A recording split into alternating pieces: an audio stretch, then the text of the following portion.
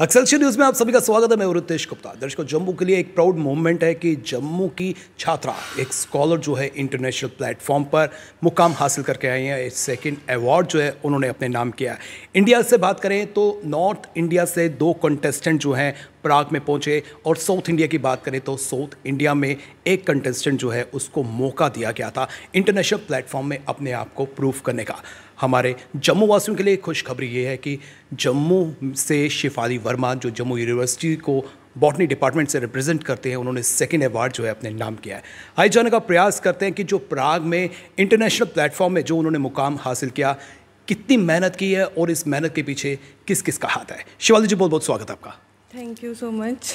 तो शिफाली जी, सबसे पहले ये बताएं कि ये जर्नी कैसे शुरू हुई, कैसे पहुंचे आप प्राग में?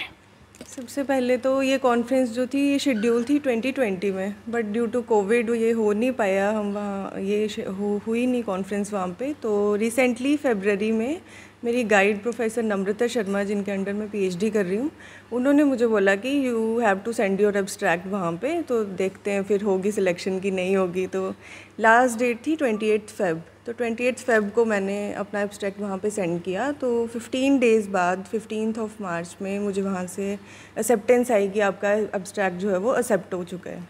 काफ़ी कंट्रीज़ थी जिन्होंने पार्टिसिपेट किया था, जिनके कंटेस्टेंट वहाँ थे, तो कितनी कंट्रीज़ थी और इंडिया से कौन कौन था? अप्रॉक्सीमेटली 28 डिफरेंट कंट्रीज़ थी ऑल ओवर द वर्ल्ड, और 300 पार्टिसिपेंट्स थे जिन्होंने इस कॉन्फ्रेंस में पार्टिसिपेट किया था। तो इंडिया से सिलेक्शन आपकी हुई है? इंडिया से हमारी यूनिवर्सिटी से हम 2 थे। बेसिकली एब्स्ट्रैक्ट तो बहुत सारे बच्चों ने भेजा होगा, तो एक्सेप्टेंस हुई। और इनका एक क्राइटेरिया था ट्रैवल अवार्ड, जिसमें इन्होंने रखा था कि आपका क्वालिटी ऑफ योर वर्क, आपका पीएचडी का काम कैसा होगा, आपका सीवी और वो सब कुछ, और कंसेंट ऑफ योर सुपरवाइज़र। तो उसके अंडर इन्होंने ट्रैवल अवार्ड में all over the world 23 student select किए, जो इन्होंने 400 यूरोज़ रखा था। तो पहले तो मुझे मेल आई कि आपका एब्स्ट्रैक्ट एक्सेप्ट हो चुका है। उसके 2-3 दिन बाद मुझे मेल आई कि आपका ट्रैवल अवार्ड में सिलेक्शन हो चुकी है, तो आप अगर कॉन्फ्रेंस अटेंड करते हो तो हम आपको ट्रैवल अवार्ड देंगे, वो जो 400 यूरोज़ था। इसके अलावा जो आपको और अवार्ड मिला है उसके बारे में बताइए कि किस तरह से उसकी सिलेक्शन हुई?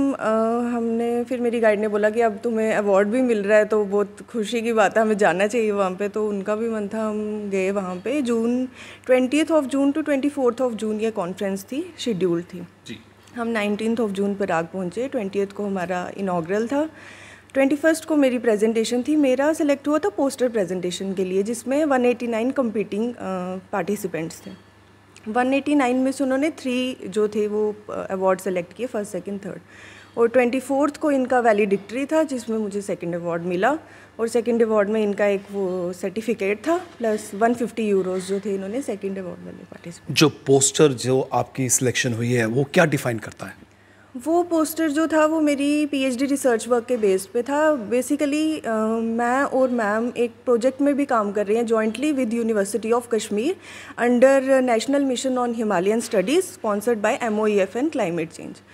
तो उस प्रोजेक्ट के मिला के और मेरा पीएचडी का काम मिला के जो था, वो मेरा जो पेपर था उसमें वो सब काम था। और हमारा काम जो है वो है कंजर्वेशन ऑफ एंडेंजर्ड प्लांट एक्सा, जो प्लांट्स ख़त्म हो रहे हैं इस टाइम पे जम्मू प्रोविंस में। 3 प्लांट्स जम्मू के थे, 3 कश्मीर के थे और 2 लद्दाख के थे। एक स्टूडेंट है जो कश्मीर से सिलेक्ट हुआ था इस प्रोजेक्ट में, और जम्मू से मैं हुई थी, तो ये उसी के रिलेटेड था। तो जैसे कि ग्लोबल वार्मिंग भी हमें यहाँ पर देखने को मिल रहा है, तो आपकी रिसर्च वर्क जो है हमारी सोसाइटी में क्या योगदान दे सकती है? बेसिकली हमारा जो मेरा पीएचडी का काम है वो मेरे प्रोजेक्ट के काम से ही रिलेटेड है। जो प्लांट्स इस टाइम बिल्कुल ख़त्म होने पे आए हैं ना, तो मेरा एक प्लांट है एरीम्यूरस पर्सिकस, जिसको लोकली हम होल साग बोलते हैं। रियासी के लोगों को पता होगा क्योंकि मार्च अप्रैल में वो आता है और वहाँ पे उसका साग बना के खाते हैं लोग, तो उसको लोकली होल साग बोलते हैं। तो वहाँ पर वो बहुत ज़्यादा एक्सप्लॉइट होता है प्लांट, और उसकी जो डिस्ट्रीब्यूशन है वो सिर्फ त्रिकुटा हिल्स पे, जो वैष्णो माता वाली रेंज है ना त्रिकुटा हिल्स, सिर्फ पूरे इंडिया में वो प्लांट वहीं पे मिलता है।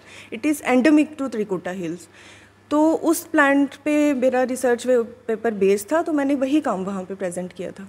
तो अब उसकी कंजर्वेशन पे हम काम कर रहे थे। तो ये सब था कि जो जम्मू प्रोविंस में plants on the verge of extinction है, जो शायद हमें आने वाले 10-20 सालों में नहीं मिल पाएंगे, तो उनको कैसे कंजर्व करना है, क्या क्या बॉटल नेक्स हैं कि जिनकी वजह से वो ख़त्म हो रहे हैं। तो कैसे कैसे कंजर्व कर सकते हैं, अभी तक कुछ बता सकते हैं हम अभी थोड़ा तक सा? हमने क्या किया, जैसे कि जो वाइल्ड में वहाँ पे लगे हुए हैं प्लांट्स, जो त्रिकुटा हिल्स में, हम पहले हम क्या करते हैं, पूरा सर्वे करते हैं। फिर हमारे हर्बेरियम्स होते हैं, जैसे कैलकटा में है IIIM का हर्बेरियम है। हम पर्सनली वहाँ पे ऑब्जर्व किया जो पुराना डेटा था पिछले 10-20 सालों का, जब से लोगों ने इस प्लांट को डिस्कवर किया हुआ है, तब से हमने देखा कि ये कहाँ कहाँ पे पाए जाते हैं। बट एरीम्यूरस की जो ये स्पीशीज़ है पर्सिकस, जिसको हम होल साग बोलते हैं, ये सिर्फ त्रिकुटा हिल्स में ही मिलता है। हमने पर्सनली हर एक हर्बेरियम में, मैं कैलकटा गई, हैदराबाद गई, फिर IIIM जम्मू में हमने देखा, अपने हर्बेरियम में देखा, यूनिवर्सिटी ऑफ कश्मीर के हर्बेरियम में देखा, तो ये हमें सिर्फ इसकी डिस्ट्रीब्यूशन जो है सिर्फ त्रिकुटा हिल्स में मिली। फिर हमने वहाँ पे पर्सनली हर एक साइट पे जाके सर्वे किया। वहाँ पे हमने हम ट्रैवल करते थे वहाँ पे, तो वहाँ पे जाके हमें इसकी अलग अलग पॉपुलेशंस मिली। तो वहाँ से फिर हमने इस प्लांट को ट्रांसप्लांट किया कंजर्व्ड एरिया में, जो कि हमारा बोटैनिकल गार्डन है यूनिवर्सिटी ऑफ जम्मू में, बॉटनी डिपार्टमेंट का। वहाँ पे कंजर्व किया अलग अलग पॉपुलेशंस। मुझे 7 डिफरेंट पॉपुलेशंस मिली, तो उनके हमने अलग अलग उस तरीके से उनको यूनिवर्सिटी में ही बोटैनिकल गार्डन में ट्रांसप्लांट किया। दूसरा तरीका ये है कि हम इसके सीड्स को कंजर्व कर सकते हैं, कि आने वाले टाइम में जब सीड बैंक में इसके सीड्स रखती है, तो जब हमें ज़रूरत पड़ेगी तो हम इसके सीड्स जर्मिनेट करके इस प्लांट को ग्रो कर सकते हैं। और बाकी हम देखते हैं रिप्रोडक्टिव पार्ट पे कि इसका क्या बॉटलनेक्स हैं, कि ये क्यों प्लांट ग्रो नहीं कर पा रहा है। क्योंकि जो मेरा ये प्लांट था, इसके बड़े सारे बॉटलनेक्स थे। इसको सबसे पहले तो ये है कि इसकी डिस्ट्रीब्यूशन ही सिर्फ इंडिया में सिर्फ त्रिकुटा हिल्स में। उसके बाद ये कि हमें इसके पॉपुलेशंस बहुत कम मिली, नॉर्मली बहुत ज़्यादा होती हैं। 7 पॉपुलेशंस में भी हर एक पॉपुलेशन में 20-21 इतने प्लांट्स थे, नंबर ऑफ़ प्लांट्स ज़्यादा नहीं थे। तो ये बड़ी सारी चीज़ें थी। और सबसे मेन पॉइंट ये है कि वहाँ के लोग इसको एक्सप्लॉइट बहुत करते हैं। जैसे ही ये आएगा, 1 महीने के लिए आता है, तो वो इसको होल साग के लिए, और एक तो होता है इसके नीचे ट्यूबर्स होते हैं, वेजिटेटिव ग्रोथ हो सकती है, ये कर सकता है अपने आप को सर्वाइव। बट लोग जब इसको काटते हैं तो वो पूरा प्लांट, मैंने फील्ड में जाके देखा कि विद रूट्स उन्होंने पूरा। और मेरी पर्सनल ऑब्जर्वेशन है कि मैंने मार्केट्स में जब पूछा, जब नई मैंने रिसर्च ज्वाइन की कि होल साग कुछ होता है यहाँ पे, कहते हैं हाँ आता है, आपको कितने क्विंटल्स चाहिए। मतलब वो बोरियाँ भर के वहाँ से लाते हैं उसे 1 महीने में, और उसको इस तरीके से एक्सप्लॉइट करते हैं। तो हमने लोकल अवेयरनेस की, हमने प्रोग्राम्स किए कि लोगों को वहाँ पर हम समझा सकें कि इसको जितना आप यूज़ भी करो बट इसको कंजर्व भी करो। बिल्कुल, जैसे कि अब समय में परिवर्तन आ रहा है, और जिस तरह से हमारा एटमॉस्फेयर, हमारा एनवायरनमेंट जो है वो काफ़ी प्रभावित हो रहा है, और जिस तरह से आपकी रिसर्च वर्क एक पर्टिकुलर सब्जेक्ट को लेकर है, तो आप सोसाइटी में क्या मैसेज देना चाहते हैं और गवर्नमेंट से किस तरह की सपोर्ट चाहती हैं?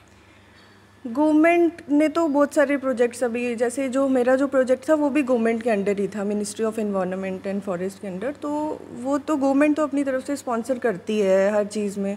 तो थोड़ा मुझे लगता है लोकल मास को अवेयर होना पड़ेगा, और जो एजुकेटेड स्टूडेंट्स हैं उनको एटलीस्ट, हमें नॉर्मली तो हम प्लांट्स लगाते हैं, ऑर्नामेंटल्स लगा लेते हैं, लेकिन जो ये एंडेंजर्ड प्लांट्स हैं जो एक्सटिंक्ट होने की उस पर पहुँच गए हैं, हमें उनको भी कंजर्व करना चाहिए। क्योंकि कहीं ना कहीं प्लांट, हर एक प्लांट जो होता है वो किसी ना किसी तरीके से मेडिसिनली इंपॉर्टेंट होता ही है। जैसे आपने देखा कोविड था तो उस टाइम पे लोग गिलोय यूज़ करने लगे, कितना मेडिसिनल प्लांट्स की तरफ शिफ्ट हो गए थे।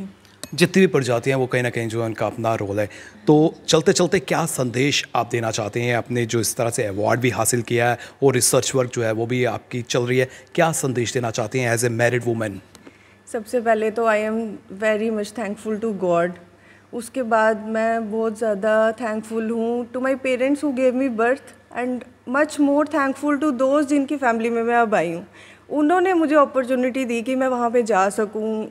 बड़ी सारी फैमिलीज़ होती हैं जो अलाउ ही नहीं करती, इतनी दूर उन्होंने मुझे भेजा। और जब मुझे अवार्ड मिला तो मैं बहुत सरप्राइज थी, और मुझे लगा कि शायद मेरा यहाँ ना अब सफल हो चुका है। अगर अवार्ड नहीं मिलता तो भी कुछ नहीं होता, बट ये एक प्लस वो था कि, लेकिन एक्सपेक्टेशन थी अवार्ड की? ट्रैवल अवार्ड जब मुझे मिला फिर भी मुझे लगा था कि चलो मिल गया, वो उन्होंने 23 स्टूडेंट्स को दिया। बट इस अवार्ड की मुझे बिल्कुल एक्सपेक्टेशन नहीं थी। मैं तो मतलब टोटली आई वॉज शॉक्ड कि इनफैक्ट मेरी गाइड भी, मतलब हमें उनको था कि अगर अवार्ड मिलेगा तो मुझे बहुत खुशी होगी। और इस टाइम पे जब अवार्ड मिला तो मैं वहाँ पहुँची नहीं थी, मेरी गाइड वहाँ पे पहुँची, वो बहुत खुश थी। मेरी फैमिली, मेरे पेरेंट्स, मेरे हस्बैंड, मैं पेरेंट्स इन लॉ कभी नहीं बोलूँगी क्योंकि उन्होंने मुझे डॉटर इन लॉ कभी नहीं समझा। तो मेरे बहुत बोथ फैमिलीज़ के पेरेंट्स जो हैं, मेरी सिस्टर्स, सब बहुत खुश थे और पर्सनली मैं अपनी फीलिंग शायद एक्सप्रेस ही नहीं कर पाऊँगी। फैमिली के अलावा क्या डिपार्टमेंट का भी योगदान आप मानती हैं? जी, जी, बिल्कुल। मेरी सबसे पहले तो मैं अपनी सुपरवाइज़र की बात करूँगी। वो मेरे लिए मेरी मदर की तरह ही है। उन्होंने मुझे हर टाइम पे सपोर्ट किया। 2014 में मैं एमएससी में आई थी, 16 टू 18 मैंने उनके अंडर एमफिल की। तो 16 के बाद मेरा जो उनके साथ बॉन्ड है, वो टीचर स्टूडेंट का बॉन्ड तो रहता ही है, बट एक मॉरल सपोर्ट, एक इमोशनल सपोर्ट उन्होंने मुझे हमेशा दी।